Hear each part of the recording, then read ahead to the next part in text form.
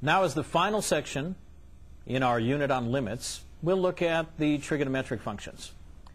Now, they're unusual because they're periodic, and the first thing we'll notice about them is that they are all 6 of them, continuous on their domains.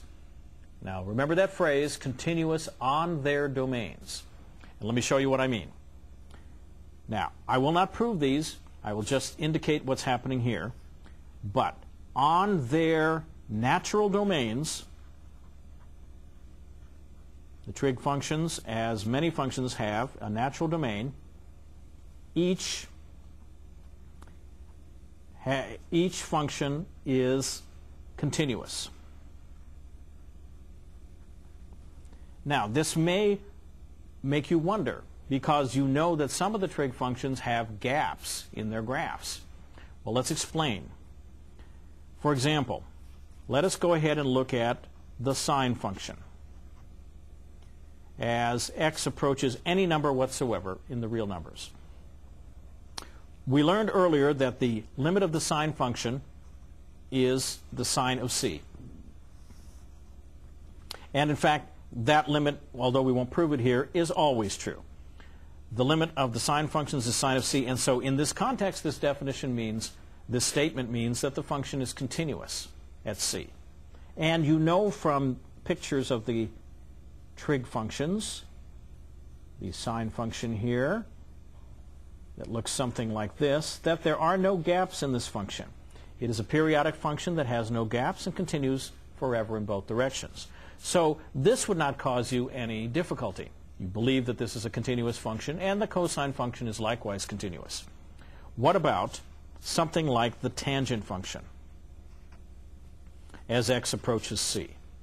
Now, the problem here is that as long as c comes out of its natural domain, this will be equal to the tangent of c. So c must be in the natural domain of the tangent function. Now, if I draw the tangent function, you may remember that it has breaks. For example, there's a break here at pi over 2 and minus pi over 2. The tangent function comes up like this and is asymptotic at both sides. Then it repeats on either side to infinity in both directions. And so this may cause you to say, wait a minute, the tangent function is not continuous. It is not continuous because it breaks at minus pi over 2 and pi over 2 and for infinitely many other places. But remember what we said. The tangent function is continuous on its natural domain. The tangent function is not defined at minus pi over 2, nor is it defined at pi over 2 or any of those other places. And so those points are not part of its domain, which means that the statement is correct. The tangent function, the limit of the tangent of x equals tangent of c, as long as c is one of those points that are in the domain. And it's not one of these minus pi over 2 or pi over 2 or any of the other points. So you have to read carefully. This says that on their domains, the trig functions are continuous. If you ask if they're continuous on all the real numbers, the sine function would be continuous, the cosine function would be continuous. The others will not be. So just keep that in mind, and this is just more or less a lesson in a little bit of careful reading. Now we'll ask the question, when are inverses continuous? We're introducing this here because we'll be using it later. So the question is, when are inverses continuous?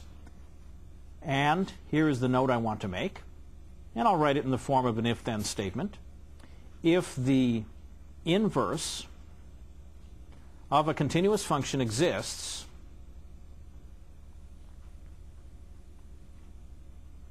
so you're guaranteed to have a function that has an inverse. If that exists, then it too is continuous.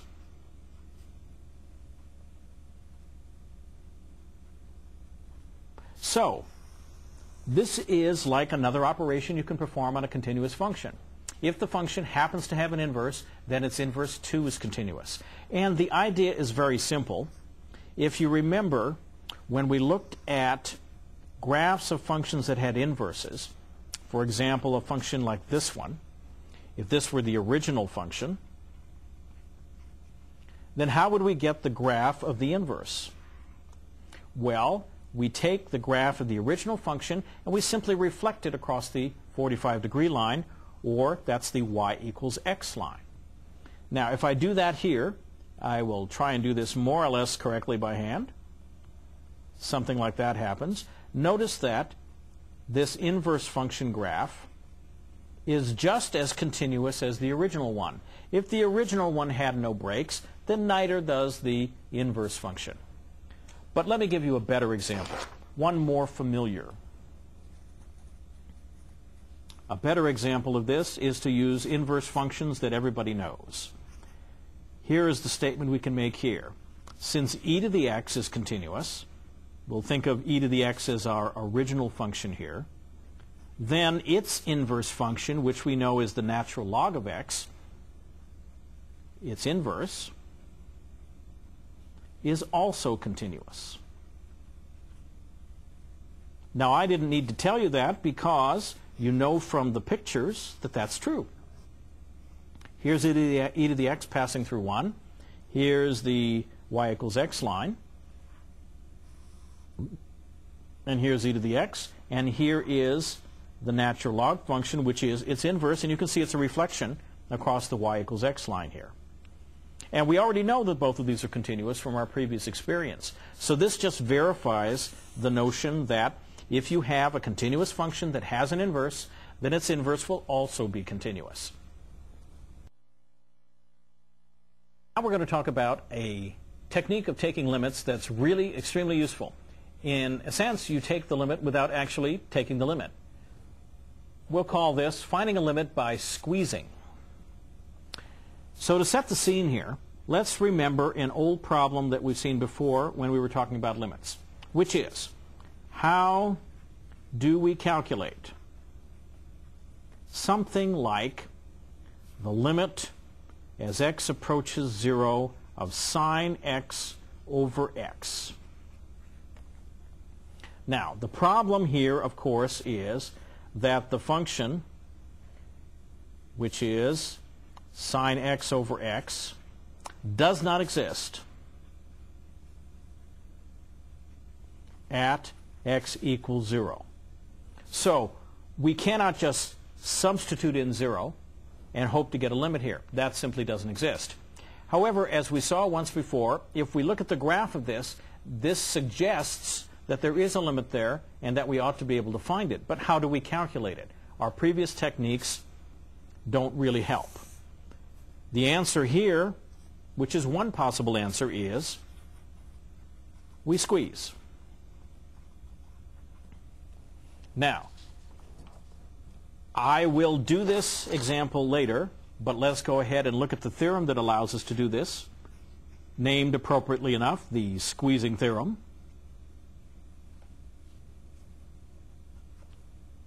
And the Squeezing Theorem goes like this. Again, I'm quoting this first to see if you can practice learning to read and develop for yourself pictures that will reflect this. Then on the next page, I'll show you a picture that shows the basic idea behind this. Most of the ideas in calculus are visual, and this is the way of writing them down. So let us suppose we have some functions that have this property. Suppose g of x is less than or equal to f of x is less than or equal to h of x for all x's not equal to c. We don't really care what happens at c. In some open interval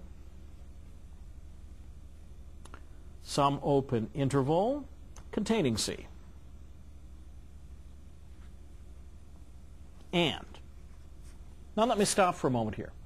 We have an open interval that has this point c in it, and the functions are arrayed this way. So if I were to think of a picture, I'd say the graph of g of x is always below the graph of f of x, and that in turn is always below the graph of h of x.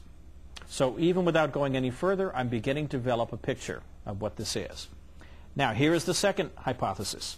I will also assume that if I take the limit of g of x, which is the bottom function, see the bottom function here, as x approaches c, I get some number, which I'll call L. That will turn out to be, in my hypothesis, also the limit of h of x, which is the top function. as x approaches c. So I will assume that those two limits are the same.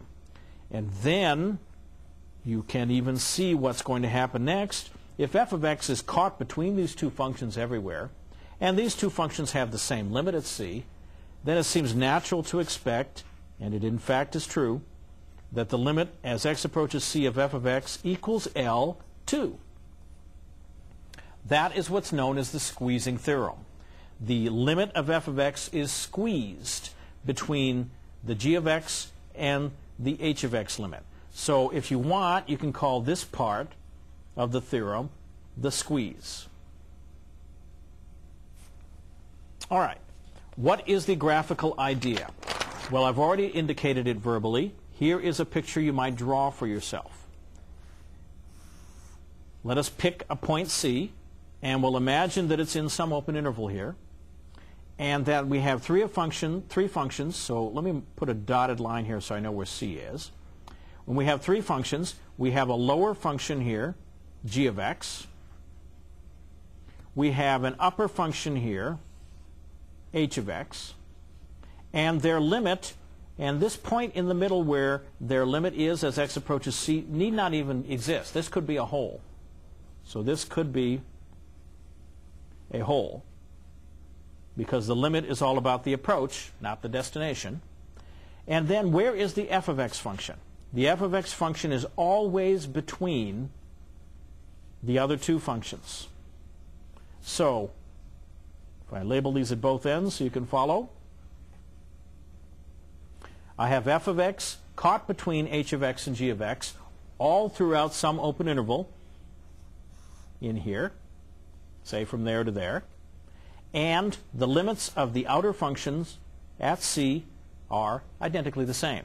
And what is that height? That height is the value L. So f, since it is caught between those two, must have the same limit. And that's all that the squeeze theorem says. It is as simple as that. Now we're going to use it for something interesting.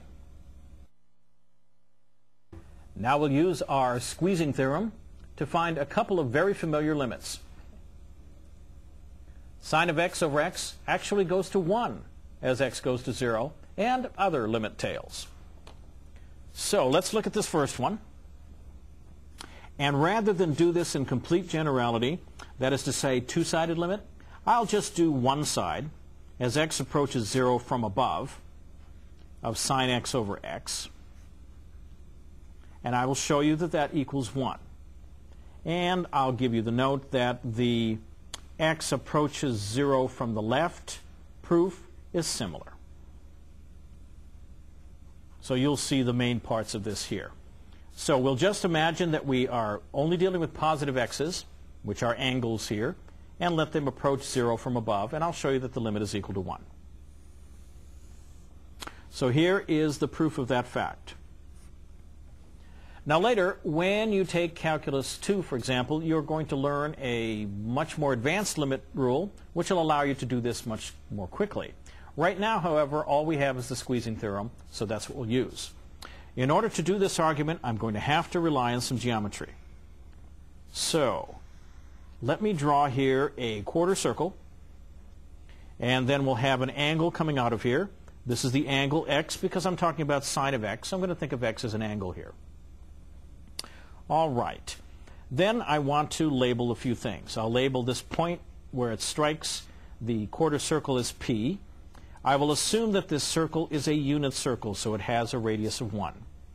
I'll label the origin point with an O, and I will draw a vertical line here from where the quarter circle strikes, which I will call A, by the way, here. Call this point up here T, and drop a vertical from P down to the graph, the x-axis here. Well, I better not call it the x-axis. I'm using x for the angle. This is the horizontal axis.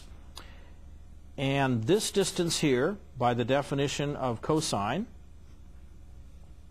is going to be that distance. And then the distance here to A, since it is one radius, is a unit distance. And I will then connect P and A here in a line like so. This vertical distance from the horizontal axis up to P, just as the horizontal was cosine x, this vertical is sine of x. Now in this picture you can see that this triangle OPA is totally contained within OPA, the sector, and that in turn is totally contained in OTA, the larger triangle. And that is the argument I'll be using on the next page.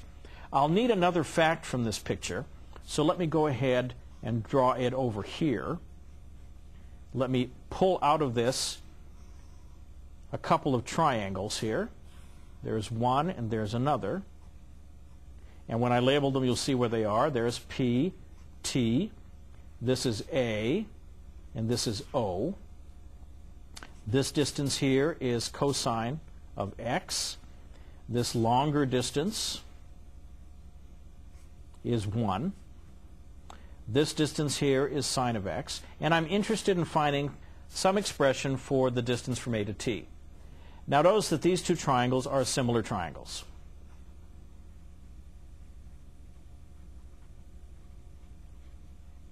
That means all three of their angles are identical. And you can see that easily. They have two right angles and they share this one, which makes the third one the same. Since that's the case, then the ratio of sine to cosine is going to be the same as the ratio of this unknown side to 1. So sine of x over cosine of x is equal to the unknown side over 1, which means that the length of the unknown side is sine x over cosine x.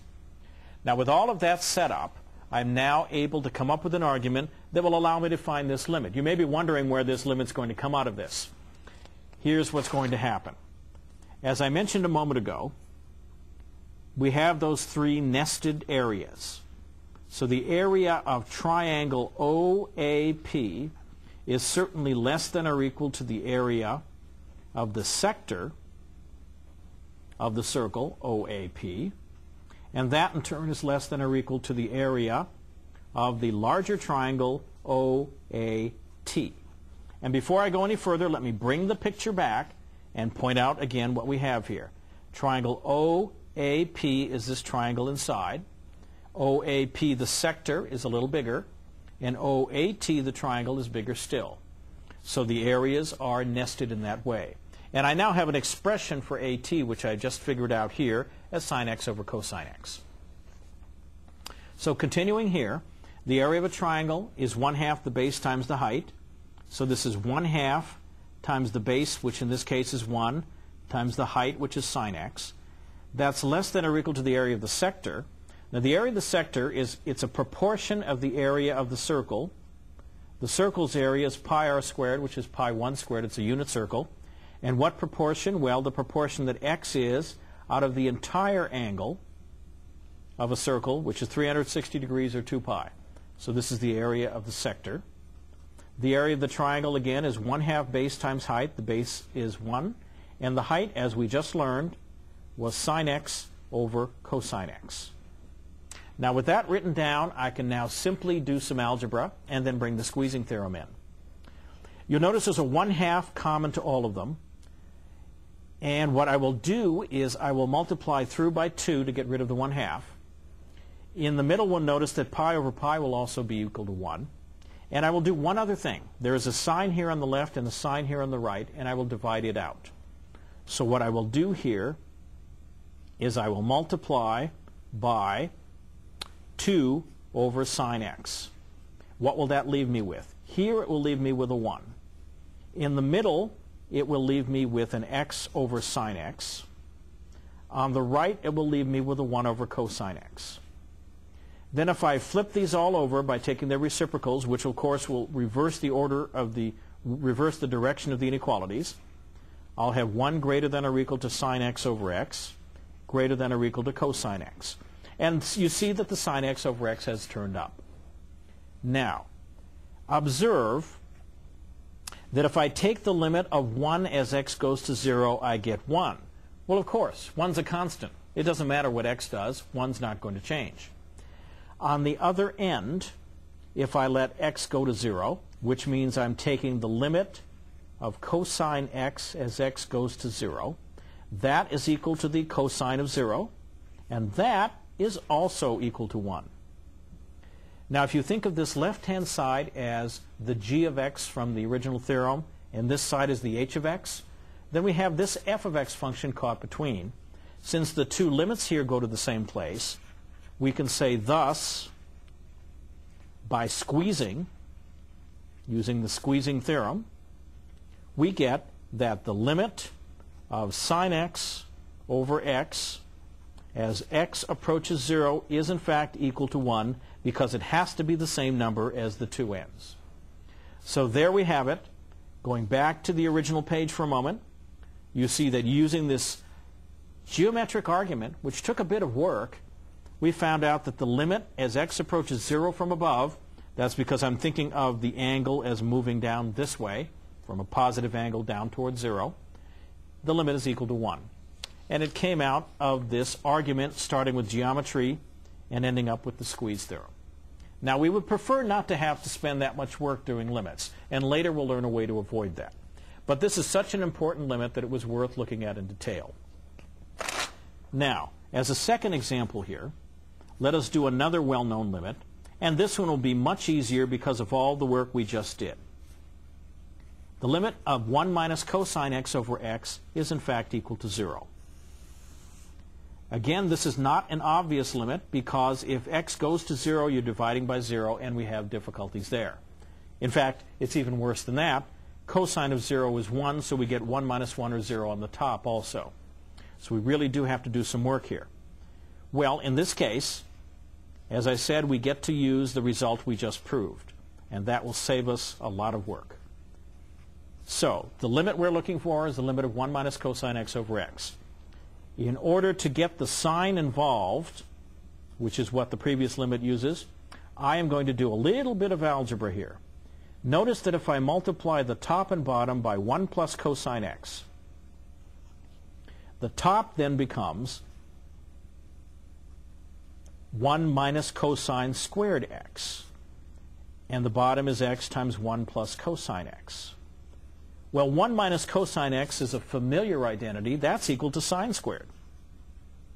And so the sine has now found its way into this problem.